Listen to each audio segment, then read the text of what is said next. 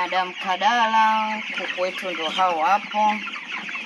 Walikuwa na tatizo la kutembea, ukasema tuwape DCP. Tumewapa DCP dozi ya siku 3, tunawapa asubuhi mpaka wakimaliza, tunawapa vitamin. So far wote wanatembea vizuri. Wale wawili walikufa, wao walikuwa hoi sana, lakini hawa wengine wako sawa, wanaendelea vizuri. Kama unavyowaona, wanarukaruka, wanatembea, wanazunguka, hawana shida yoyote. Tunapambana nao kuwalisha ili waweze kuingia sokoni.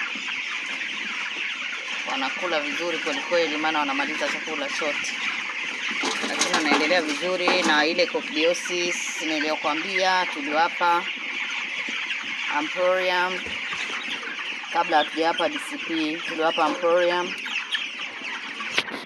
Hakuna kinyesi cha brown tena hapa tunachokiona, wamepona kabisa kama unavyowaona. Wengine wakubwa, wengine wadogo, lakini wote wanaendelea vizuri,